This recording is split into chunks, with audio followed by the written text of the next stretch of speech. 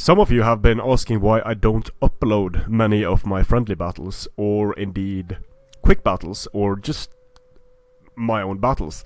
The main reason for not uploading friendly battles, there are two main reasons. In friendly battles, I usually like to try weird stuff. I don't like to just keep using the strongest builds in friendly battles, and that sometimes comes with, let's say, less than stellar results. It's friendly battles to me are kind of like testing in a battlefield situation.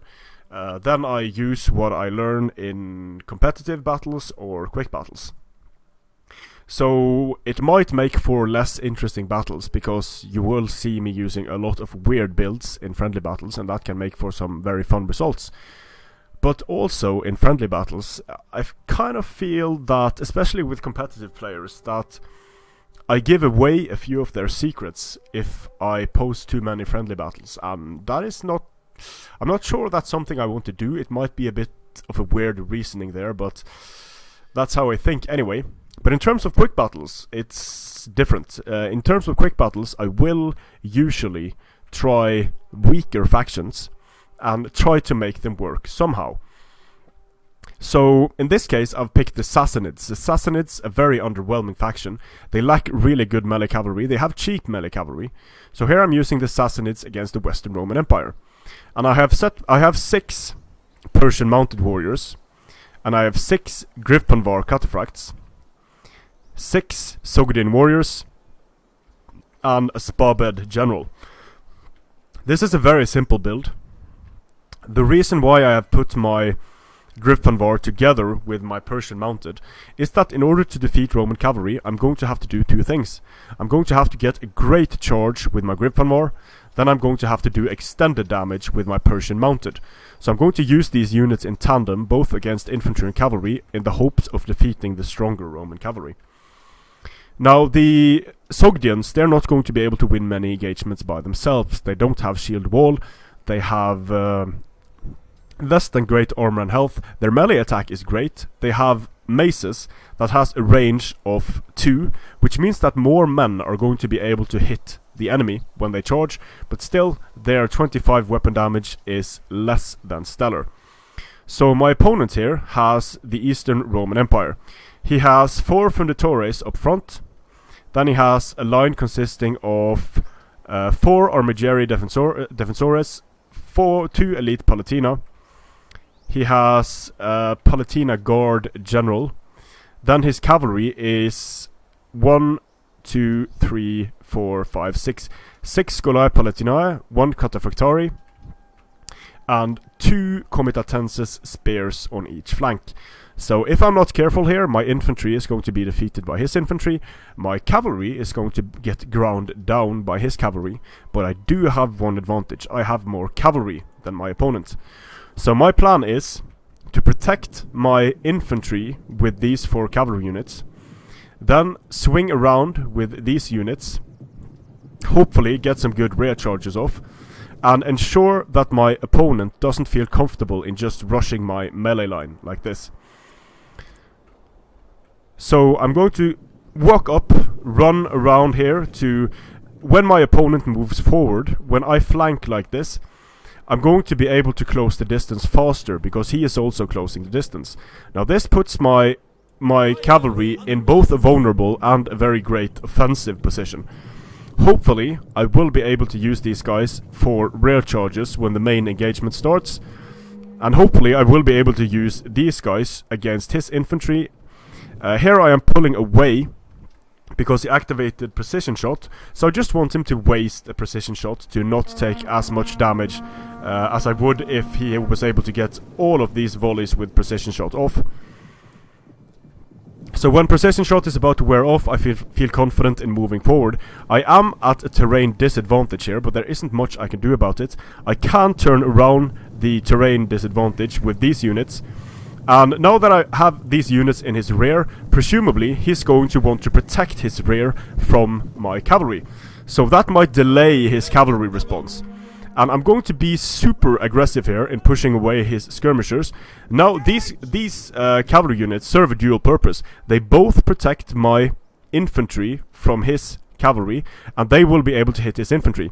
So what happens here is that he's going to try to send his cavalry out against my own cavalry.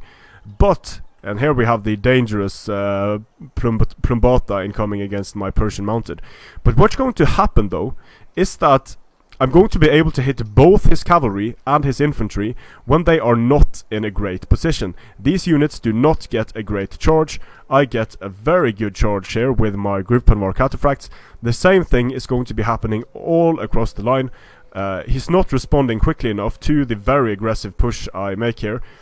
And so his Armigeri Defensores are getting hit. His entire front line has gotten hit and taken a lot of damage. These Gripenvar are doing a number on the Elite Palatina. So while I am able to hold, this gives me the time to push up my infantry and get my infantry into this disorganized Roman line. So I'm going to send my Gripenvar into the backs of these Comitatenses that had turned to face my cavalry here, so I'm able to do a lot of damage to the Comitatenses. Same thing is going to happen over here. My cavalry is about to hit. The Gripenvar cataphracts incoming here into the rear should do a lot of damage, and now my opponent is completely surrounded. These Gripenvar are going to have a field day against his Scolae Palatinae, attacking them in the rear, also doing damage to the Defensores. I am starting to lose some Persian mounted warriors, but they have done their job in stopping these units. So where the fight breaks up, I'm sending in my Sogdian warriors against the Elite Palatina, and the Sogdian warriors are going to do well here because I'm up 2 against 1. I'm able to get these Scolae Palatinae surrounded by both Persian mounted warriors and Gripenvar, so they're going to do a lot of damage to the Palatinae. Just take care of these Funditores as well. I am losing here with my Persian mounted against his Scolae Palatinae, but they are stopping him, sending in my cavalry into the center. And here you can see the Sogdians are actually able to defeat the Elite Palatina due to being up 2 against 1. I'm able to defeat the Scolae Palatinae over here. The Sogdian warriors are getting some nice kills against the Defensores. And I have a lot of free cavalry due to just spamming cavalry like crazy here. The Scolae Palatinae was destroyed by the combination of Gripenvar and Persian mounted warriors. I'm able to split off my Persian mounted warriors, go for both of these Funditore units. The Gripenvar cataphracts are holding the Scolae Palatinae here. They will hold them for a long time. And my Sogdians are, in this type of situation, they're actually doing quite well in these disorganized melee fights. They're getting some very nice kills here. And Sogdians up against Comitatenses, they're going to do well against the Comitatenses as well. So now it's just a matter of attacking the units that break off from combat, piling up here against the Elite Palatina. Due to the increased range on the maces, I'm going to be able to get a lot of hits in on the Elite Palatina. So although these units are not great one-on-one, using them 2 against 1 in disorganized situations is going to do a lot of damage. In the center here they are holding. Here comes the Persian mounted. Not a great charge on these guys, but they're going to be able to do a lot of damage when charging into the rear like this. So just having a lot of free cavalry units absolutely devastating in these infantry engagements. So here I'm able to spam his cavalry with my own cavalry, both cataphracts for the tankiness and Persian mounted for doing a lot of extended damage. I kept these Persian mounted in for a bit too long, but it has allowed me to stabilize this fight and to tank damage. The Sogdians were able to take care of the Comitatense spears, and now my opponent does not have a lot left. It's just going to be a matter of I have 860 men left, he has 460. Now it's just going to be a matter of finishing off these engagements with a few charges. Send my general in frontally against his Palatina guards. The Palatina guards are going to take a lot of damage. I have some Persian mounted that are not doing too well, but it doesn't really matter at this point because there will be rear charges coming in all across the line. Persian mounted getting a lot of kills there in this rear charge roll. They might break 200 kills, and that's the battle. So this is a Sassanid build that I like quite a lot. It's very difficult to deal with all of this cavalry, even for the Western Roman Empire.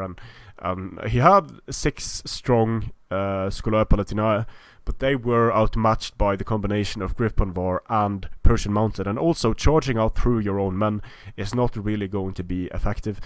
You need to, if you want to stop cavalry charges from wrecking your line, the cavalry needs to be in front of your men, not behind them. So the Sogdians didn't do an amazing job, but I was fairly happy with how they performed. Some of these Armigeri Defensores are doing okay, but mainly the infantry of Rome didn't do too well because it got charged by cavalry and knocked down by its own cavalry trying to rush in and protect them. So while the Sassanids are not a power faction, you can do some fun things with them because you have access to very cheap melee cavalry and very cheap cataphracts. And it could be fun to play around with different combinations of melee cavalry, cataphracts, and melee infantry, because they also have some okay-ish sword infantry with shield walls. That might work a bit better.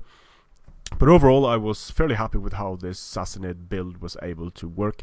I really like the Sassanids, not in terms of their strength, but in terms of play style, and that you have to really think to make the Sassanid Empire work against the stronger factions in the game. Strength and honor.